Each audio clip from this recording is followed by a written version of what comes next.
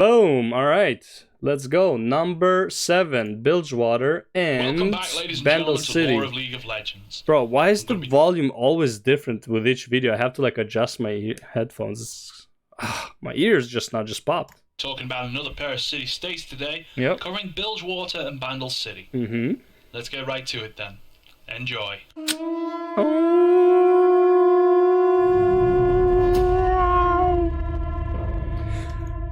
Now I remember where that is from. That used to be the lock screen. When you lock and the battle's about to start, the last countdown before the match starts, I think that's what the sound effect is from. Pretty sure that's the old sound effect when everyone locked their champions and there's like 10 seconds till the match starts to make like final adjustments to runes or whatever if you ever needed them. I think that's the sound. God damn, that's nostalgic. Bilgewater is a city-state located on Blue Flame Island on the southeastern coast of Valoran. Over the years of its existence, the city has changed from a small port to It's like a random massive skull inside of the mountain. That's nice. Officially founded city and a vital trading post for all trading routes around the continent. This has greatly helped with the growth of the state, increasing its wealth and unfortunately It's Pirate City. made the island a major nest of piracy. I always thought Katarina was Bilgewater, but I know she's Noxus, but for some reason I also thought she was Bilgewater. I'm pretty sure only because she has a skin that's like looks like a pirate or something. Yeah, tomorrow should be good. The natives of Bilgewater are mostly sailors, fishermen and pirates. They've been living off the bounty of the sea for a long time, and Been a while since we had brisket, eh? Brisket. Brisket. no one is thinking of changing that anytime soon. The sea surrounding the city-state seems to be rather safe, especially with the League tending to watch over the isle with a couple of vessels of their own.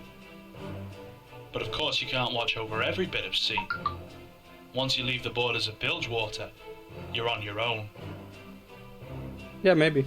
Many Bilgewater pirates have raided every ship that crosses. Bro, let's be real. Like, yeah, sausages, steak, burgers, whatever. Ones I left last time, yeah. Their path, with some even proving. Remember when we made steaks and we cut them and like we made like 2 massive steaks, cut them up and shit like that? Oh, man. You don't want the steak, bro. The steak was great. Bold enough to raid smaller towns on the Oh, you're saying it's too much. But is it really? It is. It is really too much. But it's always worth it. Yeah, of course we're splitting the beers. Ionia has been ruthlessly raided for years, but it isn't the only one. Almost every single state has had problems with Bilgewater in the past, with the only exception seeming to be Noxus. While there is no alliance between Noxus and Bilgewater, the two have seemed to cooperate on many occasions. Every time Noxus has been preparing new military campaigns that could have been proven to be profitable, the pirates of Bilgewater have been there, waiting for their opportunity. Bro, look at this. It's Maokai. Maokai is here. Why is Maokai here? I know what the skull is, but Maokai is here. Look at him. That's the tree. Even with the League disrupting most of Noxus' plans now, Katarina, the I have no idea. I don't know any of the modes. I just play Summoner's Rift. Sinister Blade is often seen on the That's why. See, this is why I thought Katarina was from Bilgewater, because of this skin. And big boobas. streets of Bilgewater.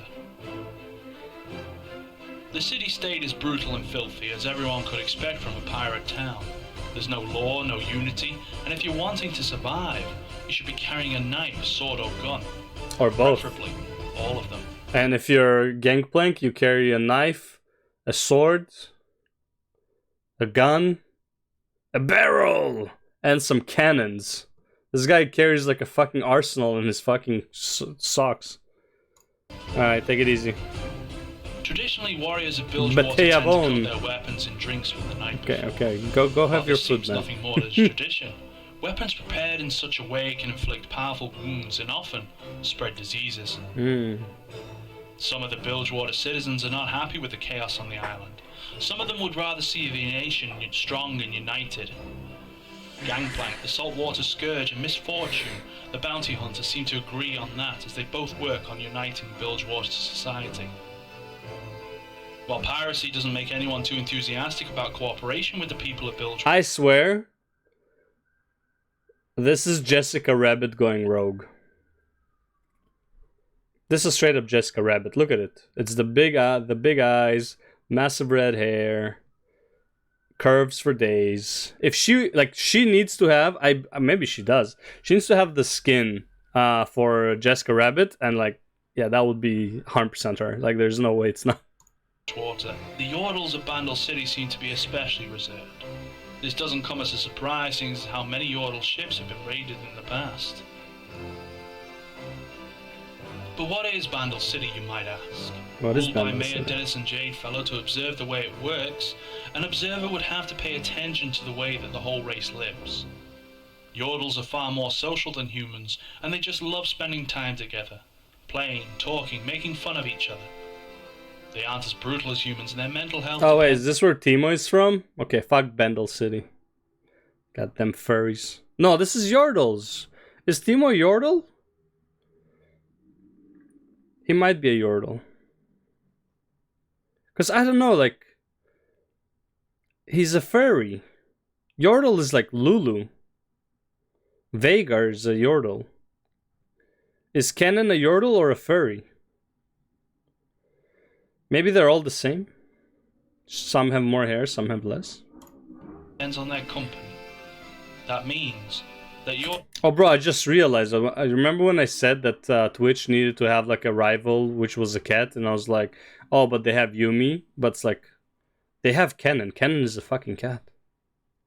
And Kennen was massacring Twitch, right? Because it just like jumps on him and shit, so. Yordles living with the wrong people can easily become cruel and demented. A good example of that would be Vhagar, the tiny master of evil. One of the city's most curious landmarks is the mothership. An unfinished rocket that sits above the city's center.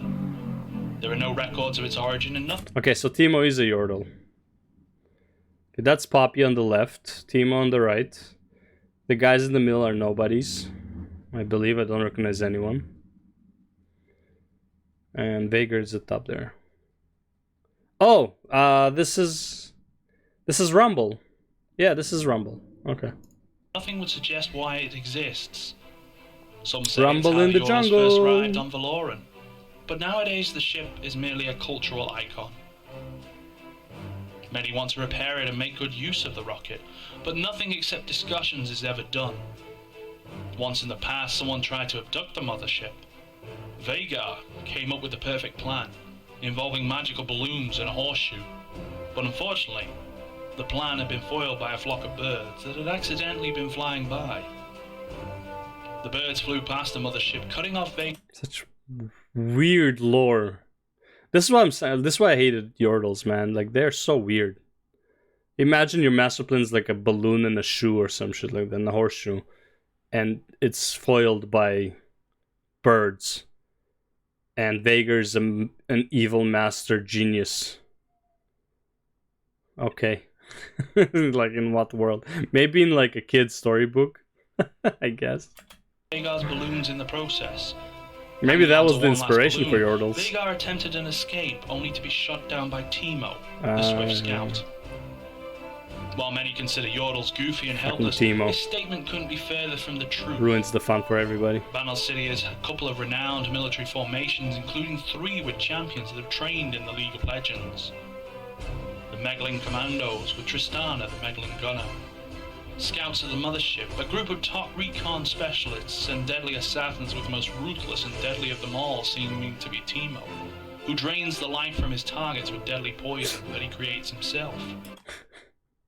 Look at this guy. Like, imagine this cute little thing has massive deadly poisons. Fucking what a badger. The Screaming Yip Snakes, an aerial squadron famous for their... I didn't even realize Corky was a Yordle. That was just a short old guy. Huh. Intelligence gathering techniques. It makes sense. He's using like weird tech, right? So missions of high risk and almost certain death.